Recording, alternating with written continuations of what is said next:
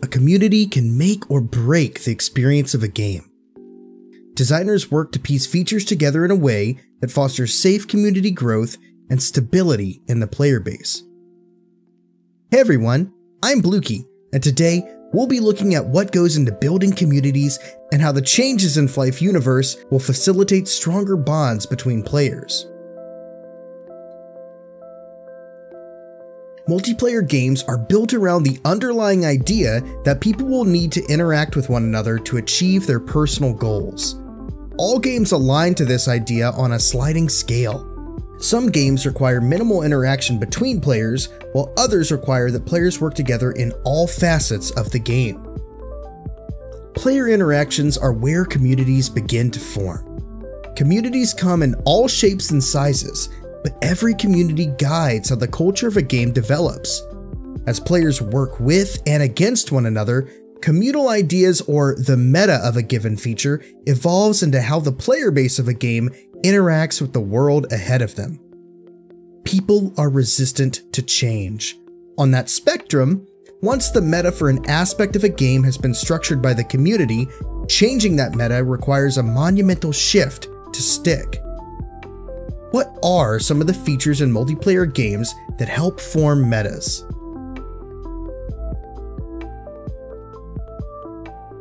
Quests are story-driven tasks given to a player to build knowledge of the world around them. Some games offer quests purely for the sake of basking in lore. Other games use quests as the progression path to reach the end game. Most games are somewhere in between these two, offering some bit of new information about the game world and some sort of tangible player progressing reward to go along with it. Even in multiplayer games, mini quests are single-player experiences. A player may leave a group after finishing a dungeon boss and then go back to grinding their quests alone. Some quests, though, provide a reason for players to group up. Maybe the challenge of an enemy is too great to take on alone, or maybe the quest is more efficient in a group so players can split up and more effectively complete the content. Sometimes a quest isn't difficult, but is designed to require players to come together simply for the sake of community. In review of the quests available in Flyff PC, it's observable that most players don't bother with quests until they reach a point in the game where the experience points given by the quest reaches a certain threshold. Most quests in Flyff PC are not rewarding enough for a player to go out of their way to complete. Though there are quests in the game that allow players to group up and take on medium-level challenges, they're ignored in favor of easier activities that grant more power in less time. The meta around group quests has formed to be, don't do them. How can we expect the meta around group quests to change in Flyff universe?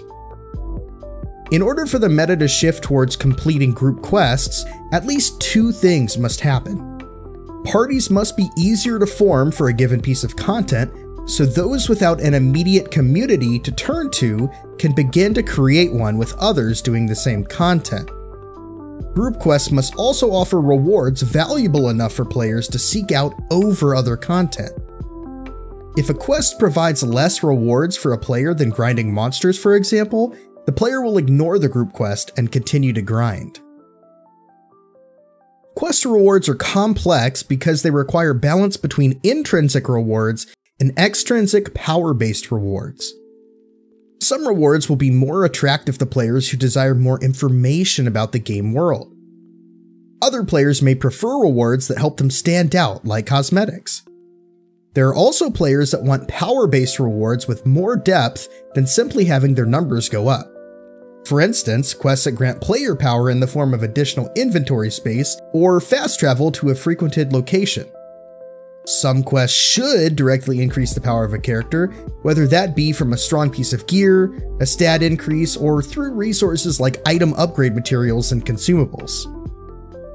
To make parties easier to find for group quests, Flyff Universe has introduced a Party Finder feature that allows players to search out others for the exact content they want to complete. By reducing the effort required to find others for group quests, players will be more likely to complete the quest content with a lower barrier to entry. A marker of success for quests in Flyff Universe would be a shift in player habit where players feel adequately rewarded from group quests enough to seek out groups to complete the content. So far, numerous new reward types have been revealed for Flyff universe, ranging from unlockable inventory space to frequently used consumables like mana and FP potions, and even completely revamped item rewards for certain quest chains like the Intinel weapons. With a focus on improved rewards and party facilitation, I believe Flyff Universe is positioned to tackle group quest content in a way where players feel good about spending their time away from leveling long enough to obtain group quest rewards. Completing group quests, however, would be impossible without the party system.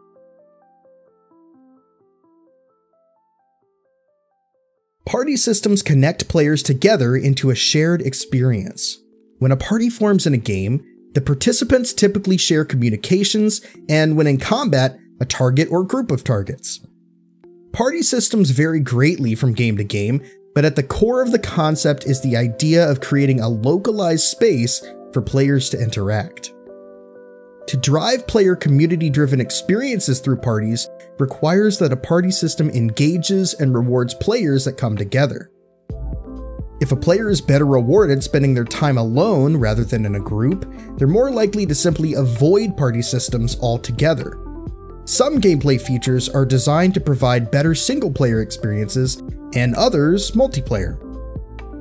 Flyff has an advanced party system that incorporates party-specific skills and leveling experience options, but the system itself is used for numerous gameplay features. To understand the nuance of how the party system plays into these features, it's important to review the most foundational element of the Flyff experience, leveling.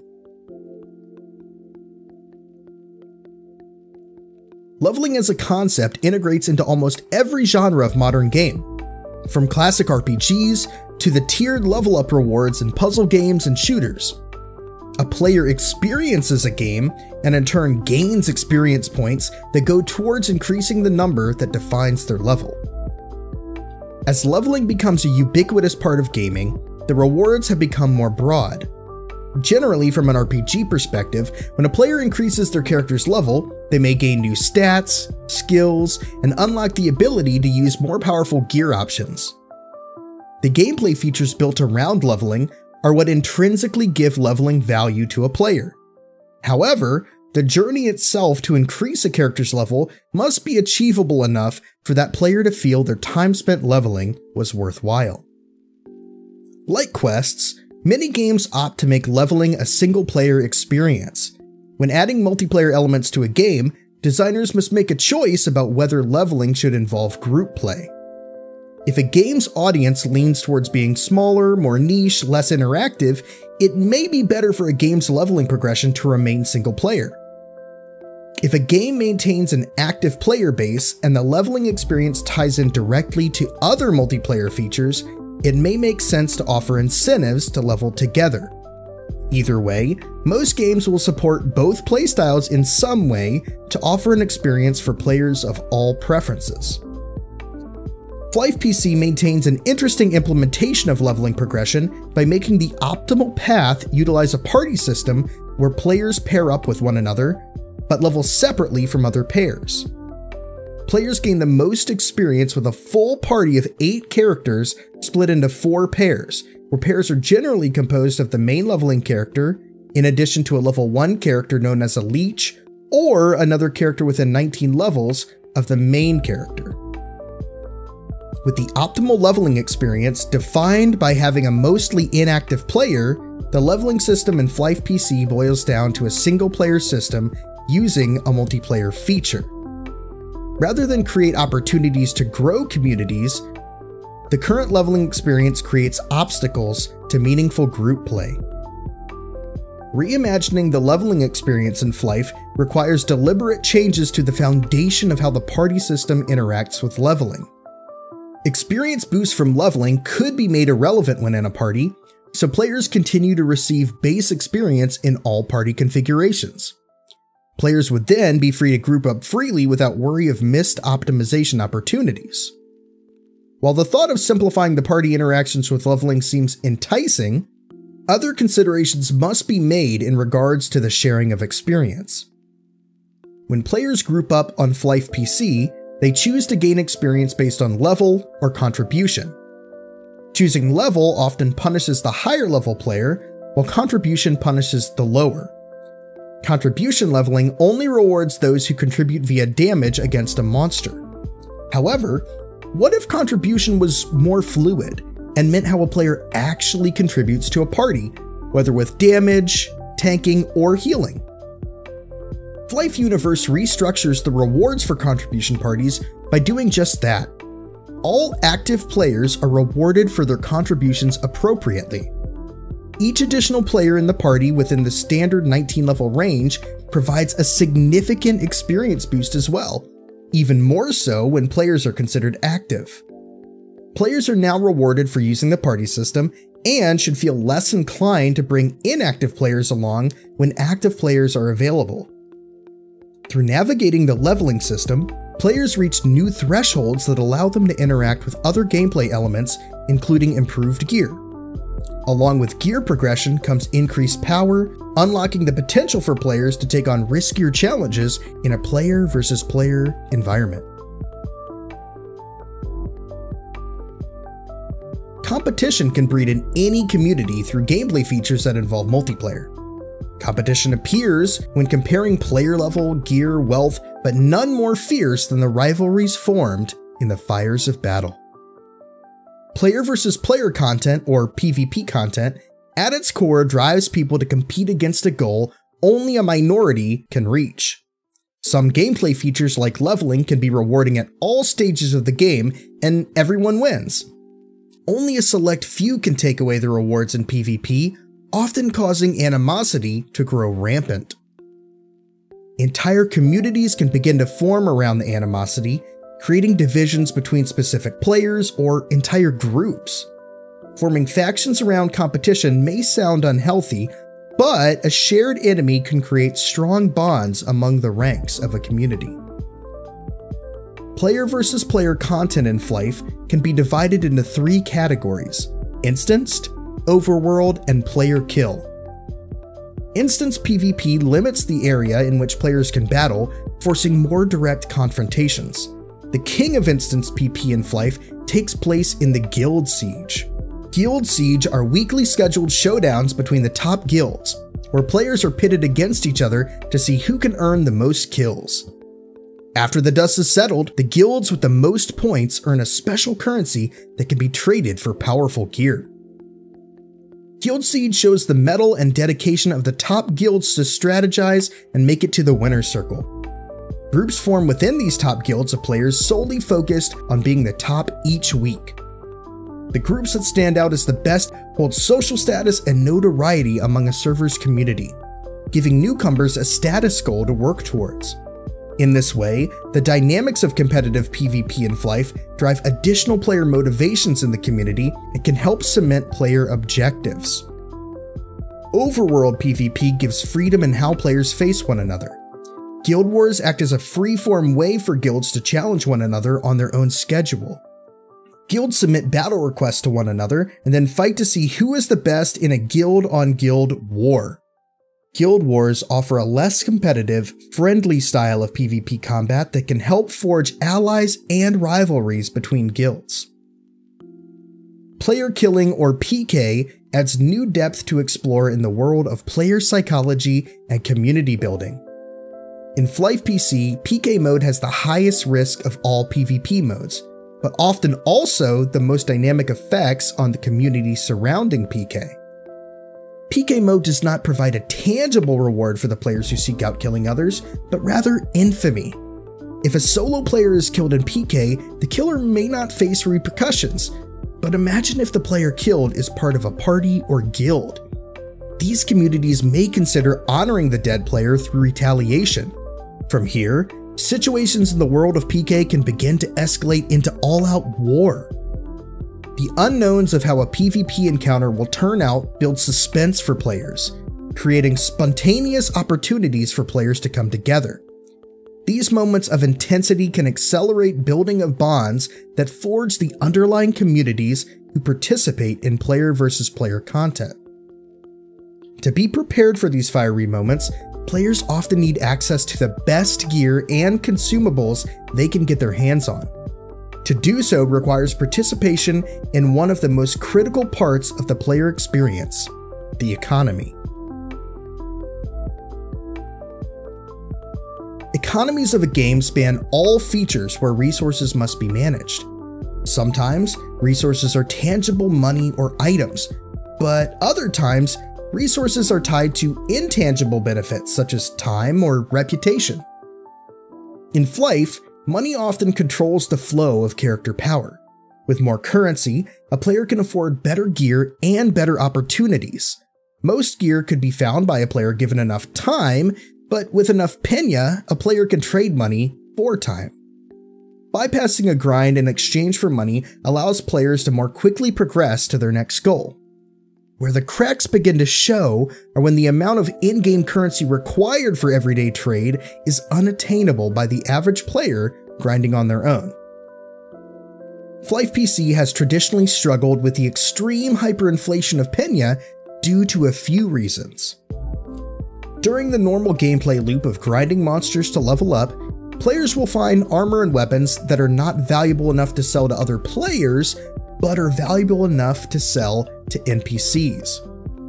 As players reach around the level 100 mark, the equipment they sell to vendors starts to give them a return of over 1 million pinya per item. The speed at which players begin to generate raw pinya starts to outweigh the speed at which players spend pinya on vendor level goods.